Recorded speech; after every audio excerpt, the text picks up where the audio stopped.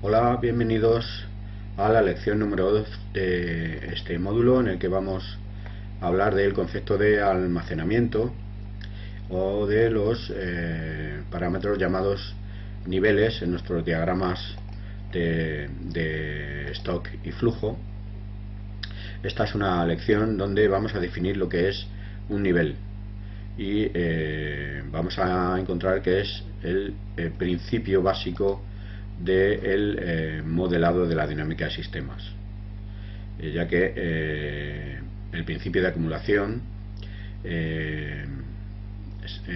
basa, o es la base en este caso, del comportamiento dinámico de todo lo que ocurre en el mundo cuando los flujos se acumulan, en este caso en un almacenamiento. Esto suena como una afirmación muy categórica, muy tajante, pero si lo pensáis e imagináis que tuviéramos que establecer que, por ejemplo, todas las entradas y salidas de agua a un lago tuvieran el mismo caudal, o que cada bañera tuviera la misma tasa de entrada de agua a través del grifo que la de salida a través del desagüe, o que cada población tuviera la misma tasa de natalidad que la tasa de mortalidad, en este caso veríamos que, igualando todas las entradas a las salidas, de acuerdo con este principio de acumulación, no habría dinámica. Es decir, no habría nada que decir sobre la dinámica del sistema, porque no se producirían cambios en los niveles. Es decir, sería muy difícil de entender un sistema como este en el que no hay cambios. Cuando se producen cambios en la acumulación es cuando desarrollamos un conocimiento de nuestros sistemas. Así que esta es la idea central que nos dice cuándo hay dinámica, y el hecho de que son los niveles o los estados del sistema los que tienen como cualidad la acumulación. Así que cuando estamos buscando lo que es un estado del sistema, queremos buscar realmente lo que se está acumulando o lo que está cambiando de nivel en él. Entonces, ¿cómo se decide lo que debería ser un estado o nivel? Bueno, pues esta va a ser una de las primeras decisiones que vas a tener que tomar en tus sesiones de modelado, y básicamente hay que empezar por pensar cuál es el horizonte temporal del sistema que estás trazando. Puedes estar viendo que hay algo que ocurre, en este caso, en milisegundos, en días, en meses, en años o en décadas o en siglos, y tienes que tomar una decisión aquí. No es posible tener un modelo útil que combine eventos, por ejemplo, moleculares que se producen en fracciones de segundo, junto a fenómenos que ocurren en una latencia o en un periodo temporal de siglos. Obviamente todo está sucediendo a la vez, pero uno de los límites importantes en la práctica a la hora de simular es que realmente deberías tener un solo reloj en tu simulación. Es decir, todo lo que te importa en el modelo tiene que estar sucediendo en la escala temporal que planteas en tu modelo. Por ejemplo, para que un modelo de evolución biológica tenga un reloj que funcione, no puedes plantear el horizonte temporal en segundos, y esto no es razonable. Así que tú decides al inicio en qué escala de tiempo está ocurriendo cada fenómeno que estudias, y en esa escala de tiempo debería ser evidente que qué cosas son duraderas. Es decir, las cosas que a lo largo de este rango de escala de tiempo, por ejemplo, si planteas meses, lo que las cosas duran durante ese tiempo, o permanecen durante ese tiempo. El tercer principio es que un nivel debe ser contable y en principio mensurable. No es necesario que alguien realmente lo haya contado o que los datos estén ampliamente disponibles.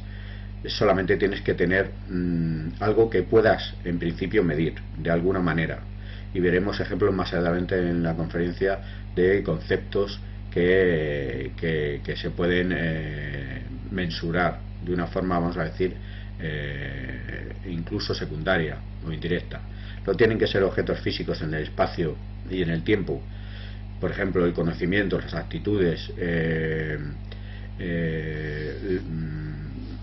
la autoestima, por ejemplo, pueden ser niveles.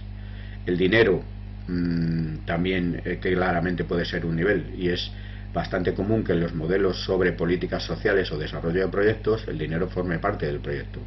Así que en este caso lo que quiero reflejar es que hay tres propiedades importantes en los niveles y que nos tenemos que salir del concepto material de cosas que se acumulan, ¿no? Las cosas que pueden ser un nivel pueden ser, sobre todo en los modelos relacionales y sociales, muy diversas, incluso aparentemente abstractas.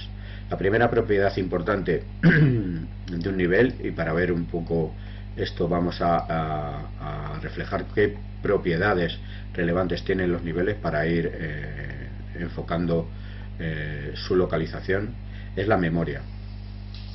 Un nivel recuerda cuál fue la última entrada que tuvo en su recipiente o en su estado en el tiempo. Así que si desconectamos en este caso la entrada de la variable de nivel o del almacenamiento, esta variable no va a ir a cero de inmediato, va a descender gradualmente porque recuerda el nivel en el que estaba en el periodo anterior y tiene esta cualidad, este principio de durabilidad que es diferente a otros elementos de los sistemas.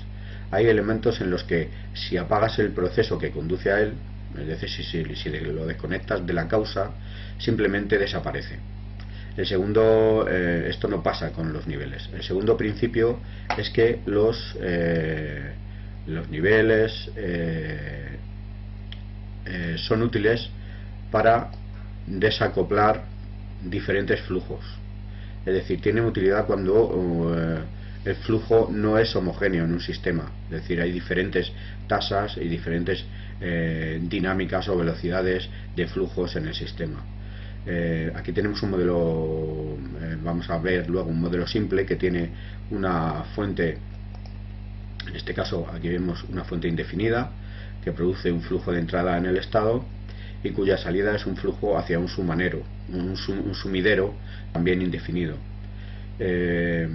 Lo que el estado o la variable de nivel hace por nosotros es que nos dice que el primer caudal de la izquierda puede ser cualitativamente muy diferente del segundo caudal de la derecha. Es decir, podemos utilizar las variables de estado o los niveles para conectar diferentes dinámicas o diferentes variables de flujo o tasas.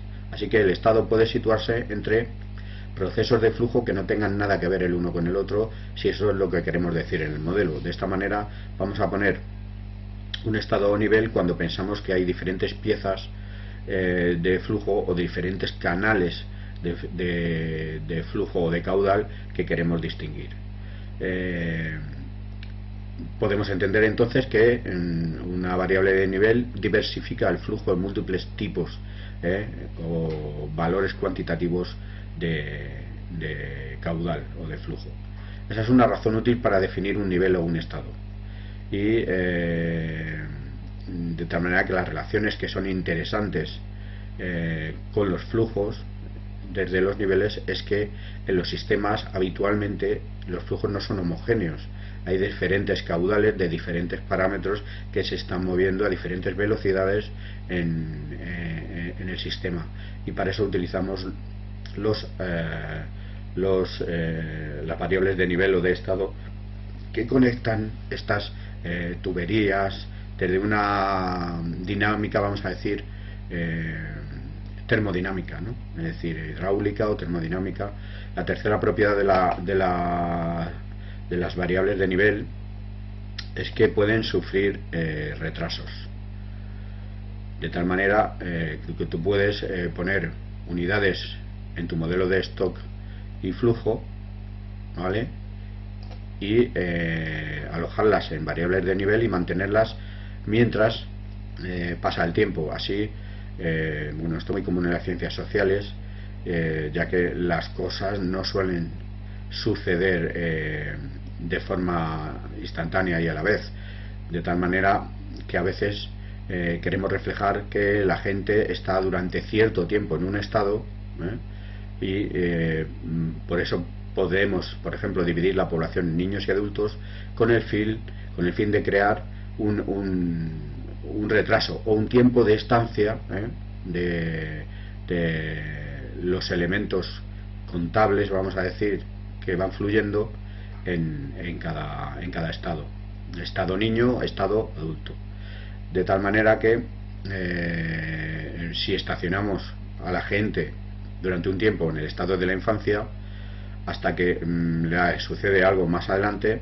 podemos diferenciarla del estado adulto, y ahí tenemos esa escala temporal de permanencia en la que podemos definir qué puede pasar mientras están en ese estado, ¿vale? Y a partir de ahí crear el retraso. Esto puede suceder con flujos de inventario, por ejemplo, ya que la información tiene que moverse, y es útil pensar en ello definiendo en este caso los niveles.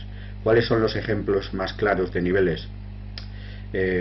Por ejemplo, las personas en sus diferentes categorías son geniales para interpretar como niveles, especialmente cuando están realizando transiciones de estado. Por ejemplo, en personas sin hogar, mientras pasan a ser personas alojadas en un hogar o en una residencia, en un sitio en el que pueden vivir bajo techo, ¿no?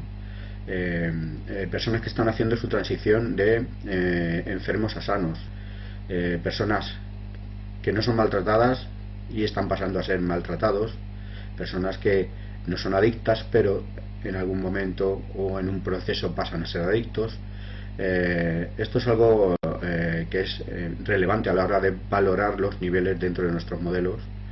Uno puede definir el conocimiento técnico, por ejemplo, de un trabajador social, si eso es un enfoque en un modelo que estemos realizando, como un principio contable, ¿vale? También podemos dar en este caso reflejar o episodios violentos, usuarios, familias monoparentales, el nivel de denuncias recibidas, la calidad de la atención, la motivación es un elemento que también puede ser un nivel. Iremos viendo, según vayamos afrontando diversos parámetros, diferentes ejemplos, ¿vale? Por ejemplo, variables de estado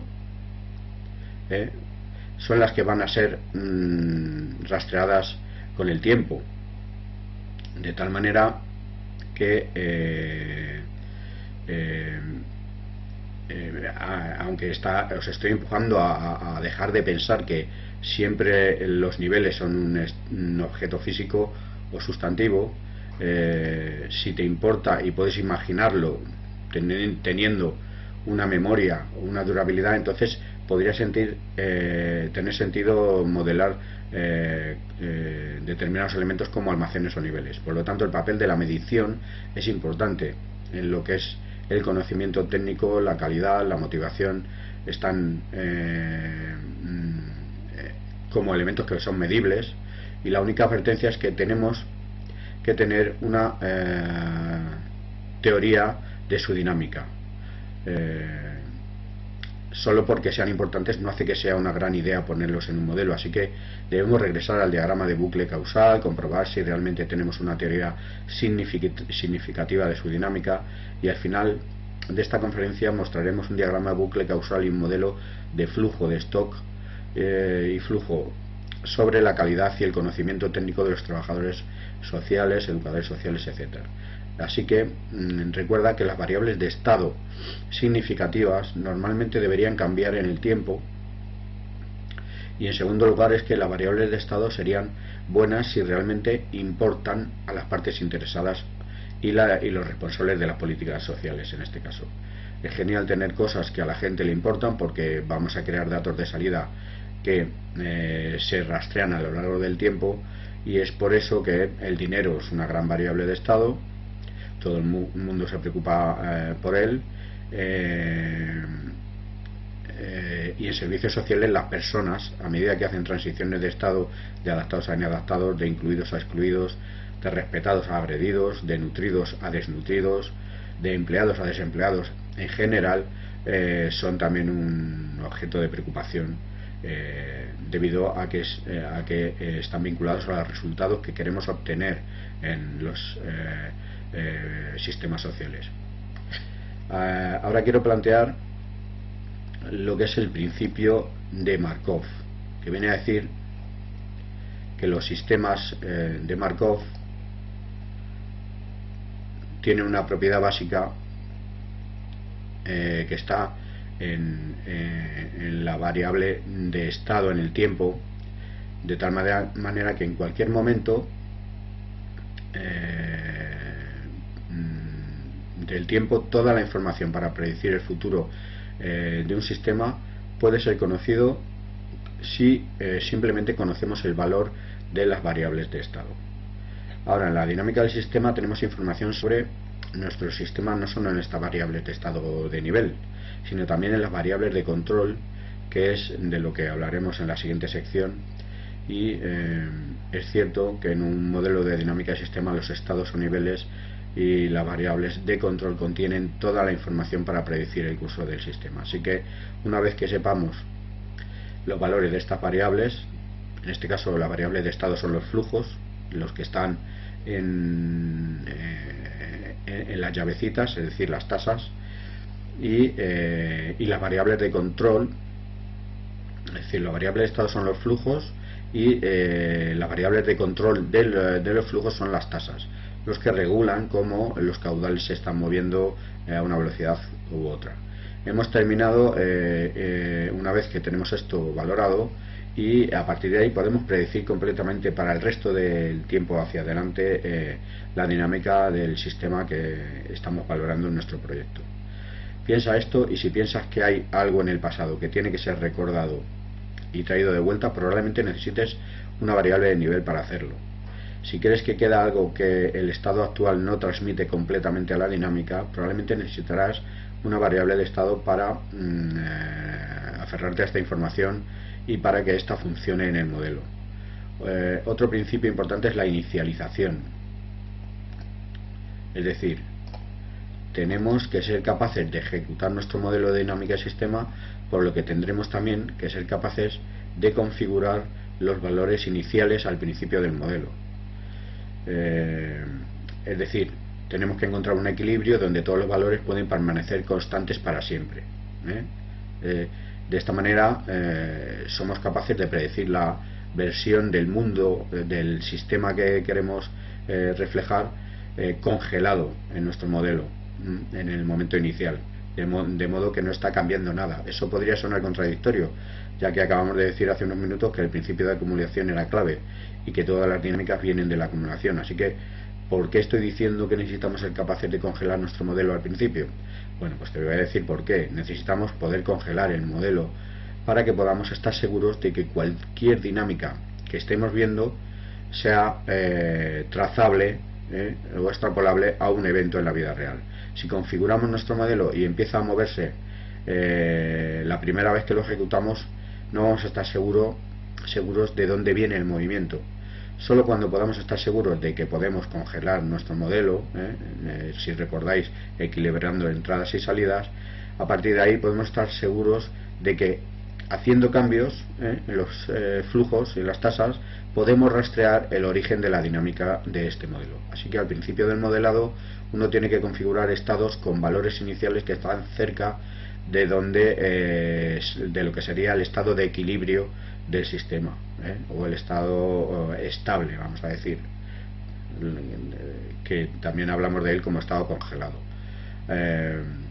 En muchos de los diagramas que vamos a ver vais a ver pequeñas nubes que son las fuentes y los sumideros, y estos son estados no especificados, porque una vez que dibujamos una nube en un sistema, en un modelo, es que esto es todo lo que tenemos que decir al respecto de ese elemento.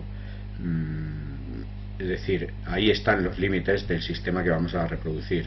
No tengo nada que decir sobre lo que está pasando en esa fuente, por ejemplo.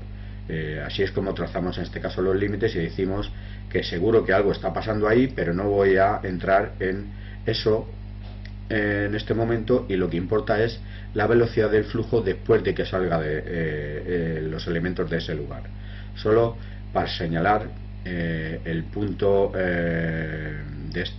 clave de esta lección es que tenemos estados porque se prestan extremadamente bien a las ecuaciones, y así el arquetipo fundamental de una dinámica de sistemas es la ecuación que vamos a poder mostrar más adelante en la siguiente diapositiva. Aquí tenemos las fuentes y los sumideros, es decir, son estados indefinidos del sistema, porque ahí está el límite de lo que yo quiero trazar, ¿vale? Simplemente me interesa ver que hay un flujo que llega a la variable de nivel y un flujo que sale de la variable de nivel. Bien, en la siguiente diapositiva vamos a mostrar esta fórmula esencial de lo que es los diagramas de stock y flujo, y es que el sistema en el tiempo k es igual al nivel del sistema en el tiempo j más la entrada que se produce entre el tiempo j y el tiempo k menos la salida que se produce entre el tiempo j y el tiempo k.